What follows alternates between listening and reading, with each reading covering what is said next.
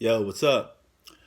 I thought it'd be a good time to talk about the history of basketball and how this game came about to be.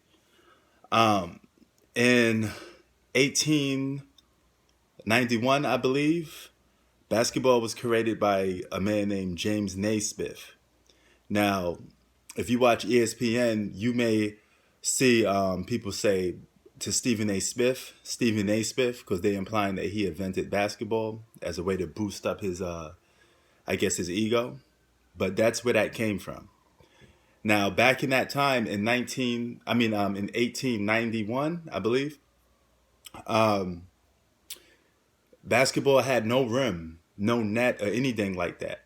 They used a soccer-like ball, and they would throw that soccer-like ball into a peach basket, sort of the size of like a laundry basket.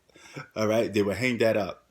The first basketball game also took place in that year.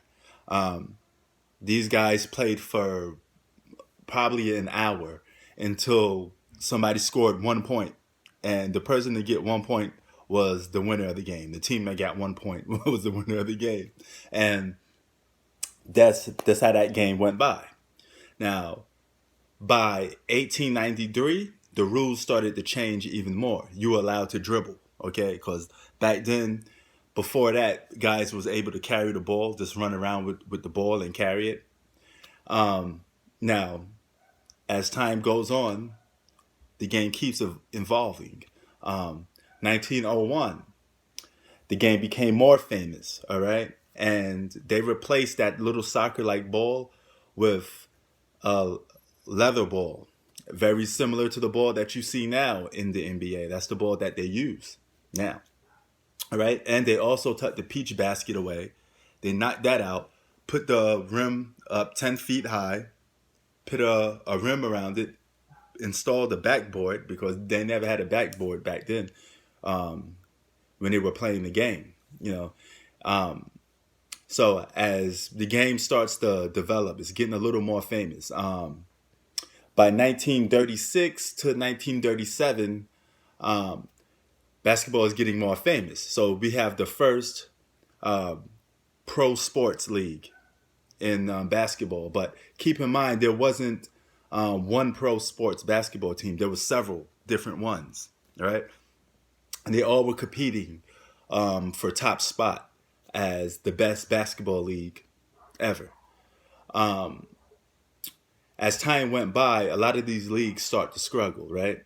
And 1949, they formed the league that you know as the National Basketball Association, otherwise known as the NBA. The NBA was only two leagues at the time that formed together. One of the leagues was struggling, and they came together. And that was a total of, I believe, around 6 to 8 teams. That was it, right? Um, 19 that same year, 1949, first pro league, real just first one pro league, not several ones, right? They installed more rules, the 24-second shot clock, because before then, guys would just dribble around the ball and take forever.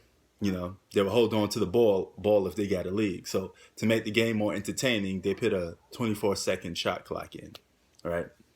Now, let's fast forward a little bit. Let's go a little more past. Let's go to um, the era where they started putting more different people in the game. Now, remember when basketball first started, it was only an all-white league. Okay. Um, it was started by a white guy. Basketball was started by a white guy. And back then, this was a very different time, all right? A time that I couldn't probably comprehend, you couldn't comprehend, or even live in, okay? Or try to be part of, right? So during that time, um, there was tensions between races, right? So the NBA was still around, but only had like eight teams. So people from minorities from other urban locations, they formed other leagues. This is how you have leagues like the ABA. So ABA and the NBA was always competing. The NBA was put majority of the NBA was white. The ABA was full of minorities, guys that played basketball, that was from urban communities, so to speak. So in 1962, the NBA started to expand a little bit because the other leagues was getting more famous. So the NBA decided to hire different people inside the league. 1962, he'd been in the league already, but they had Walt Chamberlain. He scored 100 points. This blew the NBA off out the water. A lot of people took notice to that. By 1970, fast forward, Oscar Robertson, a very important figure, president of the Players Association back then. This guy had to go to extreme racism. He couldn't go on the same train with some of his players. Bus. He couldn't go on the same bus with some of his players. He couldn't use the same restroom as some of his players. This guy was completely discriminated on. So, as part of the Players Association, he filed a lawsuit against the NBA in 1970. It took 6 years to solve. And during those 6 years, by 1976, the NBA created something called free agency. Now, you know what free agency is. It gives players the room to decide what team they want to go to and the freedom of going to whatever team they want to go to. You owe that to Oscar Robertson. So LeBron, you owe that to Oscar Robertson. Everybody, you wouldn't be free agents if it wasn't for that man standing up for you. Now, this is the 70s now. We're in 1976. The NBA is having a huge problem with drugs. A lot of guys are using drugs. They're drinking. They're fighting on the court. The NBA is going down in ratings. So by 1979, the NBA merges with the ABA. All right. I think it was a little before that, but they came around to merging with the ABA. I think that came out in the 80s a little bit. I'm sorry, but they merged with the ABA. So all the teams from the ABA, the Philadelphia 76ers is from the ABA. This had Julius Erving, one of the most biggest stars of that league. So yeah, I believe it was the 70s. Because the 80s, they're already in there. So yeah, it's the 70s. And they get together. So now the league expands. I think at this point they have about 17 to 20 teams. Okay. This is the 80s is getting, the league is starting to grow even more and more. Now we're going into the 80s. By 1979, they draft a player from Michigan named Magic Earvin Johnson. This guy will compete and become rivals with a guy named Larry Bird. This was set off a trend in the NBA of racial tensions. Okay, a lot of the black people were on Magic Johnson's side, and a lot of the white people were on Larry Bird's side. This created a lot of racial tension in the league during the 80s. These guys go on to retire after competing against some of the best players that ever played a game in the 80s, from the Bad Boy Pistons to Jordan. 1984, Michael Jordan gets drafted, and he takes the game to the next level. Okay, leading into the 90s.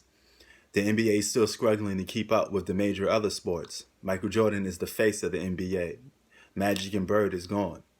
So Jordan lifts the NBA to heights that has never been seen before. This guy became the face of the NBA, and he also became the most famous basketball player ever to play basketball. To this day, he's still the most recognizable, most famous basketball player ever.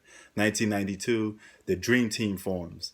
Okay, this was the first time ever pros was playing in a big event like this, because back then they used to have just college kids play for Olympic gold, but they would come up short a lot. So in 1992, we throw the pros in there, and this sets off a chain reaction. All right. This is responsible for a lot of European and foreign players coming into the league. They make their mark, and the NBA is now global. It's a worldwide sport.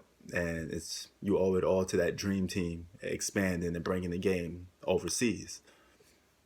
Now, after Jordan retires, the game goes into the hands of Shaq, Kobe, several guys trying to take the NBA to where Jordan take it. But if you notice, a lot of guys fail to reach that height.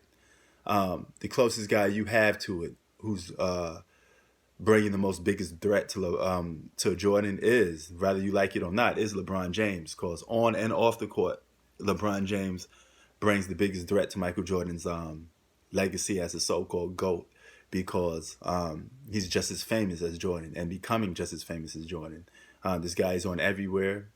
Every media outlet, LeBron is there. Every thing about basketball seems to start with LeBron and ends with LeBron. Very similar to what Jordan did in the 90s. So that's my breakdown of the history of the NBA. And for all you basketball lovers, now you know. Some of you probably already know. Peace.